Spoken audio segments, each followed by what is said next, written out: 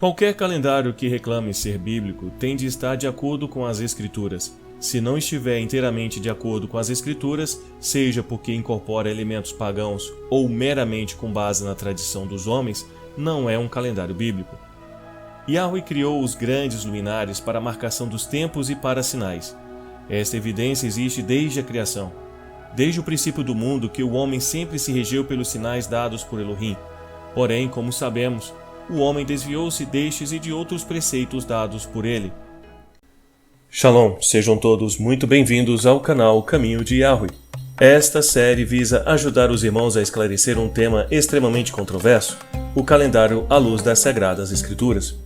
Este foi o tema que mais rendeu disputas entre as seitas judaicas do período do Segundo Templo, e que até hoje tem mergulhado muitos em angústia e decepção. Afinal de contas, deter o controle sobre o calendário significa exercer o domínio sobre toda a vida religiosa do povo, incluindo a correta observação das solenidades bíblicas, que são os tempos determinados por Yahweh e marcam o seu agir neste universo. Tendo isso em mente, é importantíssimo a correta observação do calendário estabelecido por ele, pois além de nos educar a olhar para Jerusalém, nos condicionará a estarmos mais atentos aos seus tempos designados. Em outras palavras, é como se ele nos dissesse: observem Jerusalém, pois é de lá que comunico o meu tempo de agir.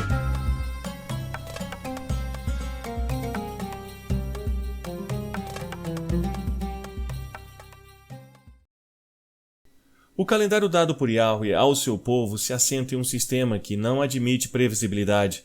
É impossível publicá-lo com antecedência, pois é baseado na observação direta da lua e nos ciclos agrícolas na terra de Israel. E qual é o papel do homem em tudo isso? Apenas o de observador dos elementos que Yahweh criou, sem a necessidade de cálculos complexos que predigam um futuro que só a ele pertence. Isto pode soar pouco prático, porém ele nos pede que coloquemos nossa confiança nele, mesmo nas coisas que parecem loucas aos homens.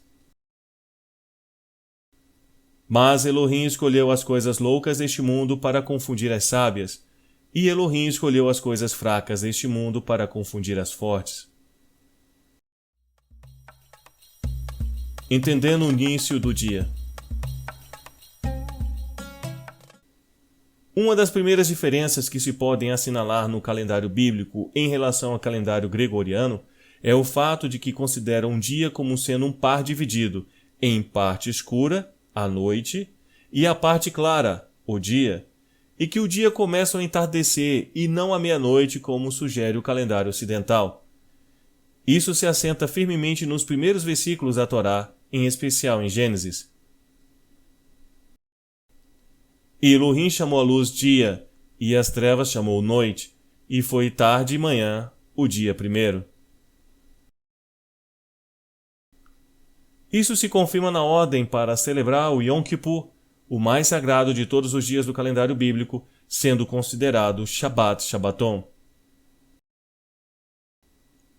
Sábado de descanso vos será, então afligireis as vossas almas, ao 9 do mês à tarde, de uma tarde a outra tarde, celebrareis o vosso sábado.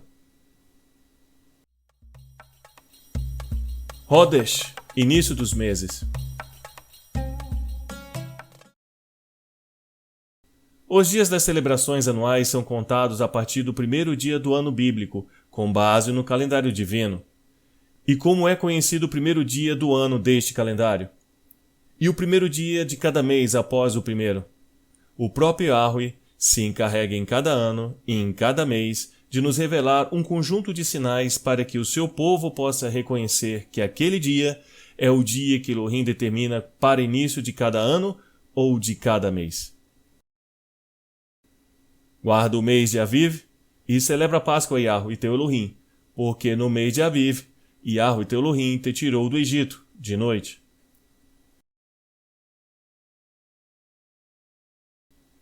E de acordo com o calendário de Yahweh, o início dos meses é determinado não com base em cálculos, mas na simples observação direta do primeiro vestígio da lua nova. Uma vez avistado esse primeiro vestígio, o mês durará até o próximo avistamento, o que, em média, ocorre 29 dias depois. Por uma questão de bom senso, caso ao fim de 29 dias a lua não fosse avistada, então o mês teria 30 dias. Se no 30º dia a lua não fosse avistada, por estar o céu nublado, por exemplo, se declararia o novo mês por definição. Esse período compreendido entre uma lua nova e a outra é conhecido no hebraico pelos seguintes termos: Rodesh ou Yerá, que são empregados intercaladamente, como comprovam as seguintes passagens. E sucedeu que no ano de 480, depois de sair os filhos de Israel do Egito, no ano 4º do reinado de Salomão sobre Israel, no mês de Ziv, este é o mês 2º, começou a edificar a casa de Yahweh. E no ano 1º, no mês de Bul, que é o mês 8º, se acabou esta casa com todas as suas coisas e com tudo o que lhe convinha, e a edificou em 7 anos. Não haverá a verdadeira sabedoria para os adoradores do Elohim de Israel, enquanto não se estudar o calendário bíblico, enquanto não se aprender a contar o tempo à maneira de Yahweh, começando o mês na lua nova. Não se esqueçam de se inscreverem no canal e ativar o sininho de notificações para continuarem acompanhando este tema importante. Entendendo o início do ano.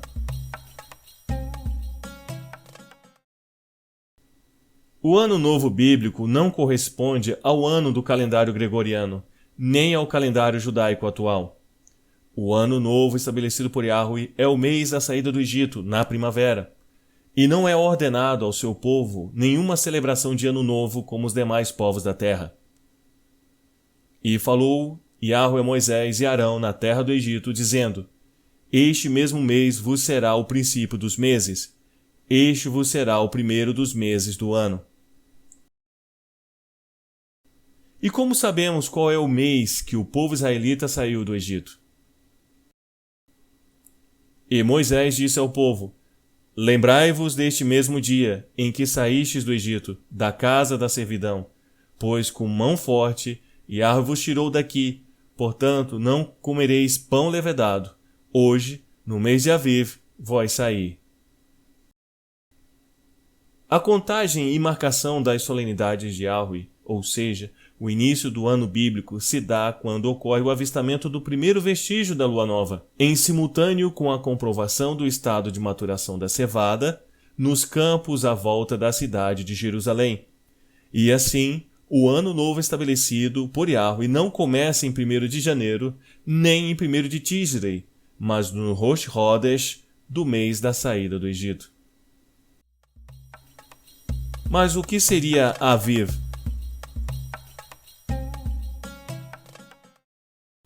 Aviv é o momento em que o grão de cevada encontra-se em um estado de amadurecimento que lhe permita ser colhido e tostado no fogo, seja para ser comido ou oferecido a Yahweh.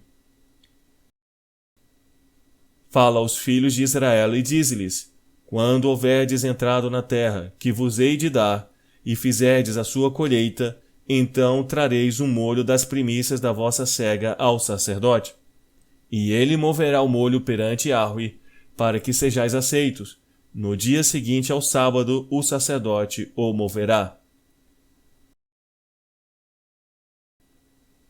Logo, a festa das primícias é a festa do molho que se dá após o Shabat semanal dentro da festa de pães ázimos, e nunca pode ser realizada sem cevada em tempo de colheita.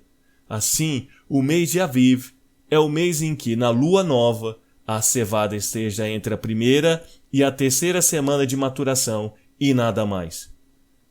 Apesar de que a cevada tende a amadurecer após o equinócio da primavera, é preciso reconhecer que não somos ordenados em nenhum lugar a guardar o mês que procede ao equinócio, palavra que nem sequer é encontrada nas Escrituras, mas o mês da cevada. Com efeito, a terra de Israel possibilita o crescimento da cevada mesmo em anos em que a terra é posta para descansar, como o 7º ano ou até mesmo o 50º ano, que era procedido por um ano sem semeadura, pois ali a cevada cresce voluntariamente, mesmo que não semeada. Trata-se de um recurso do Criador para que a festa das primícias possa ser observada em todas as circunstâncias, mesmo no tempo da seca. Também é importante considerar que a única cevada que pode definir se estamos em Aviv ou não é a cevada que cresce na terra de Israel. Sabemos que o equinócio determina o surgimento da primavera, que amadurece a cevada e, na presença do Rosh Hodesh, determina que o mês de Aviv chegue. Entretanto, nem o equinócio, nem a primavera determinam o mês de Aviv, mas o estado da cevada. Acerca disso, não há dúvidas. As solenidades de Yahweh.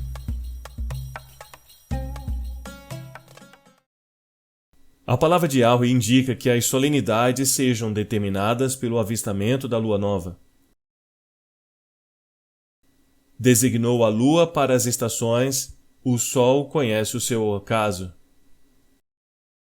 O termo hebraico moedim, que aqui aparece traduzido por estações, significa tempos designados, solenidades, festas. Esta passagem não se refere às estações do ano, mas às solenidades de Yahweh. Portanto, quando o salmista diz que Yahweh designou a lua para moedim, ele está dizendo que é a lua que determina o tempo próprio das suas solenidades.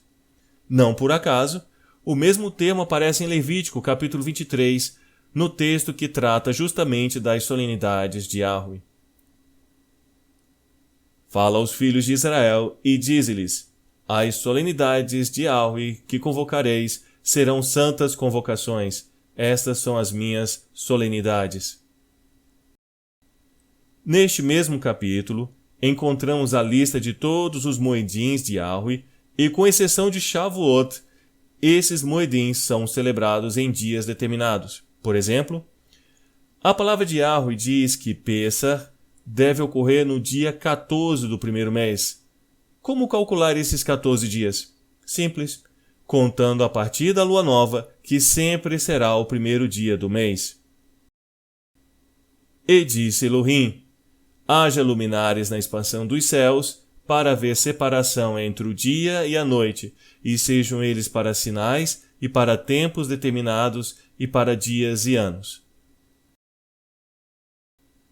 O texto sugere que a ideia central dessa passagem é indicar que os corpos celestes serviriam como sinais para as solenidades de Yahweh, e também para determinar o seu calendário.